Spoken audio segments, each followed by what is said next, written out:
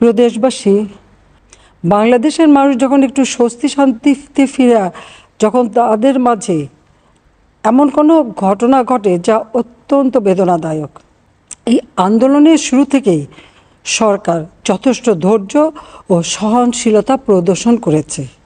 বরং আন্দোলনকারীদের নিরাপত্তা নিশ্চিত করার ক্ষেত্রে পুলিশ সহযোগিতা করে।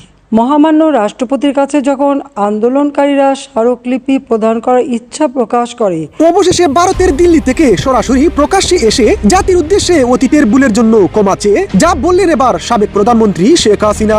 দীর্ঘ একটানা 15 বছর শাসন করা প্রাচীন দল আওয়ামী লীগ 5 আগস্টের পর থেকে সেই দলটির অস্তিত্ব আজ বিলীন হওয়ার পথে। তাই এবার ভারতের দিল্লি থেকে অতীতের ভুলের জন্য ক্ষমা চেয়ে যা বললেন এবার সাবেক প্রধানমন্ত্রী শেখ হাসিনা।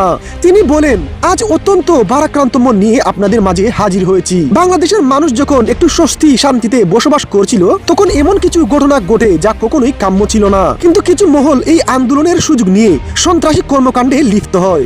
এর ফলে এই কোমলমতি শিক্ষার্থীদের যে সকল ঘটনা ঘটেছে তা কখনোই কাম্য ছিল না। যেসব হত্যাকাণ্ড ঘটেছিল আমি এর তীব্র নিন্দা জানাই। এতে আমাদের কোনো হাত ছিল না। যারা এসব হত্যাকাণ্ড ঘটিয়েছিল তারা তাদের ষড়যন্ত্রে বেশ সফল হয়েছে। তাই আপনারা এসব ষড়যন্ত্রে বিশ্বাস করবেন না। আমি শীঘ্রই দেশে ফিরব। তাই আমি আবারও স্বজন হারানো পরিবারের প্রতি আমি গভীর সমবেদনা জানাচ্ছি।